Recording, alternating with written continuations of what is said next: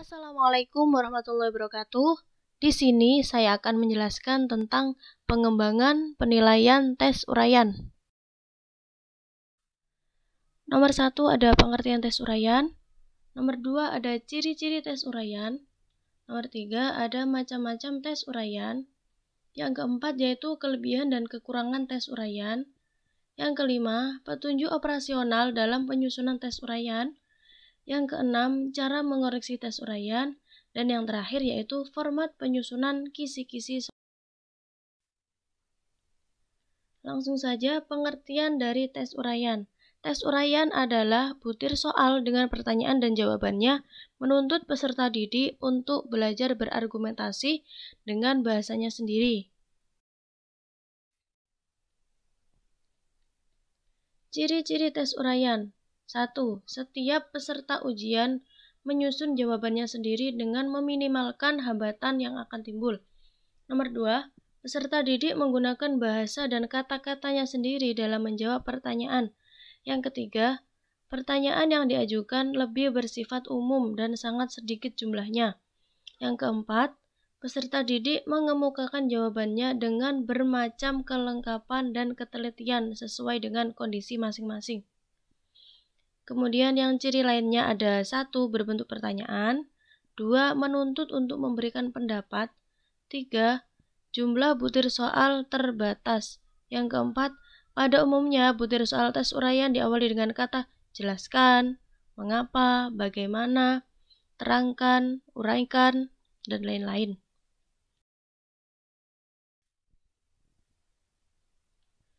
Kemudian macam-macam tes uraian. Macam-macam tes uraian di sini ada 2. Yang pertama yaitu uraian terbatas atau terstruktur. Soal yang disusun tidak mengembang tetapi lebih terarah dan terbatas sehingga ada batasan jawaban. Kemudian yang kedua, uraian tak terbatas atau bebas. Tes uraian jenis ini membuka kesempatan kepada setiap orang yang menjawab pertanyaan untuk mengeluarkan pendapatnya sesuai dengan yang dia ketahui, atau dalam kurung saya kasih tanda merah di sini, yaitu bebas berargumentasi. Ini contohnya. Untuk tes uraian terbatas atau terstruktur yaitu berbentuk apakah daun tumbuhan pandan dan padi? Nah, di sini jawabannya ya udah itu aja, entah menjari, menyirip, melengkung, sejajar atau gimana, nanti terserah mereka yang jawab gimana. Kemudian kalau tes uraian tak terbatas atau bebas, jelaskan perbedaan tanaman monokotil dan tanaman dikotil. Terserah mereka ini bebas mereka. Jawabannya nanti tak terbatas, entah mereka lihat dari segi akarnya atau apanya, terserah mereka nanti. Oke? Kemudian kelebihan tes uraian. Tes uraian dapat dengan baik mengukur hasil belajar yang kompleks. Kemudian tes bentuk uraian terutama menekankan kepada pengukuran kemampuan mengintegrasikan berbagai buah pikiran dan sumber informasi ke dalam suatu pola berpikir tertentu yang disertai dengan keterampilan pemecahan masalah. Kemudian selanjutnya, bentuk tes uraian lebih meningkatkan motivasi peserta didik untuk melahirkan kepribadiannya dan watak tersendiri. Selanjutnya, kelebihan lain dari tes uraian ini adalah memudahkan guru untuk menyusun butir soal. Soalnya gampang, langsung jret. Seperti tadi, sebutkan, jelaskan, uraikan, gitu-gitu.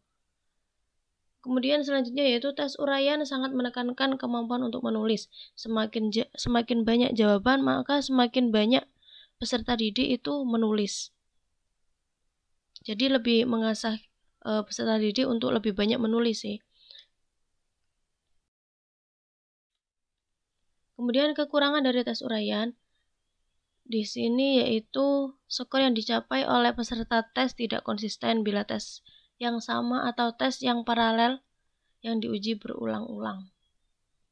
Kemudian untuk menyelesaikan tes uraian, guru dan siswa membutuhkan waktu yang relatif banyak. Karena banyaknya jawaban, maka pengoreksiannya juga lama. untuk tes uraian ini. Kemudian guru sering terkecoh dalam memberikan nilai dan akan cenderung ada kecenderungan guru untuk memberikan nilai. Gini maksudnya. Padahal siswa itu jawabannya betul, tapi karena tulisannya jelek atau mungkin kurang bagus ya, terus tulisannya itu nggak bisa dibaca. Nanti di situ akan mengecoh seorang guru untuk memberikan suatu nilai yang buruk. Selanjutnya yaitu kurangnya kemampuan peserta didik dalam memahami isi atau kurang konsisten dalam menerjemahkan suatu butir, sehingga tes yang diberikan tidak sesuai dengan keadaan yang sebenarnya.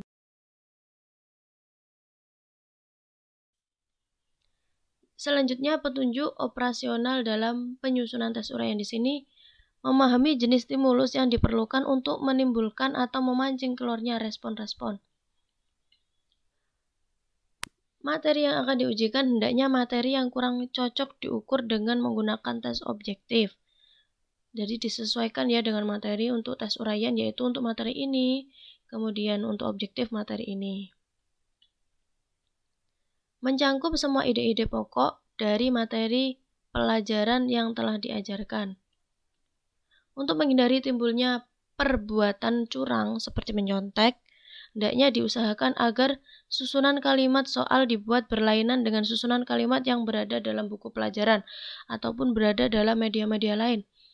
Contohnya, terkadang seorang guru itu membuat soal itu ada di LKS sama persis.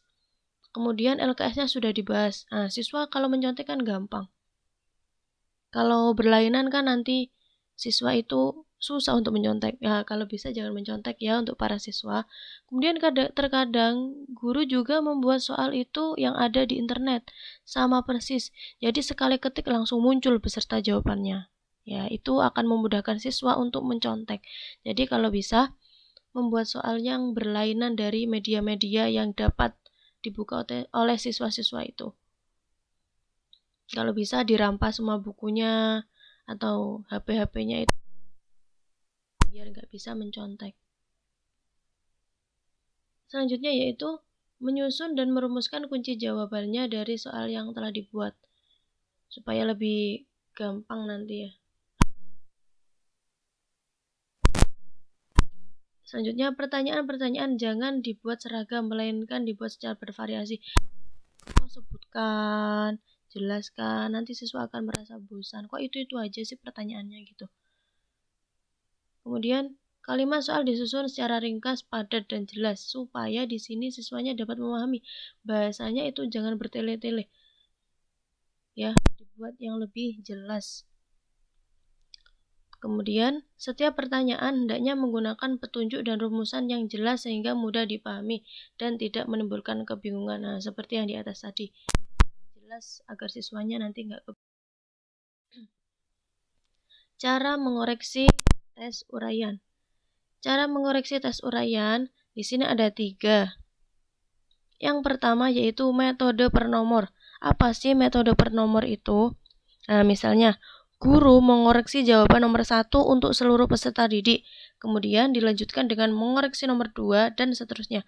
Metode ini membantu guru dalam memberikan nilai karena mempermudah guru dalam menilai kualitas jawaban. Akan tetapi metode per nomor ini sangat membutuhkan waktu yang lama. Dikoreksi 1 nomor, dijelaskan 1 nomor gitu. Yang selanjutnya yaitu metode per lembar. Guru dalam mengoreksi jawaban peserta didik dengan metode ini yaitu dengan mengoreksi setiap lembar jawaban peserta didik mulai nomor 1 sampai terakhir. Kelebihan yang ada pada metode per lembar ini memerlukan waktu yang relatif sedikit. Sedangkan kelemahannya yaitu sering memberi skor yang berbeda atas 2 jawaban yang kualitasnya sebaliknya nggak begitu bagus. Yang soal jawabannya bagus dikasih nilai jelek gitu, mungkin kan seperti itu. Kemudian metode bersilang yaitu menukarkan hasil koreksi dengan seseorang korektor kepada korektor yang lain. Jika telah selesai dikoreksi, kemudian dikoreksi kembali oleh korektor yang lain. Kelebihan dari metode ini yaitu faktor subjektif dapat dikurangi, sedangkan kelemahannya yaitu membutuhkan waktu yang lama. Jadi habis dikoreksi lagi, bersilang gitu. Untuk selanjutnya yaitu format penulisan kisi-kisi tes uraian. Di sini saya mengambil contoh SMA di Ponorogo. Nah, kelas 10 semester 2 kurikulum K13. KD-nya menjelaskan cara pemberian nama spesies dengan prinsip binomial nomenklatur. Kelas atau semester, yaitu semester 2. Materinya tentang tata nama makhluk hidup. Indikator soal, siswa dapat memahami prinsip atau tata cara penamaan tingkat spesies. Bentuk soalnya yaitu tertulis atau tes uraian ya. Butir soalnya, sebutkan aturan penamaan binomial nomenklatur. Tata cara penamaan tingkat pada indikator ini bisa dibuat soal yaitu sebutkan aturan penamaan binomial nomenklatur. Di aturan ini ya termasuk tata cara. Gitu. Oke.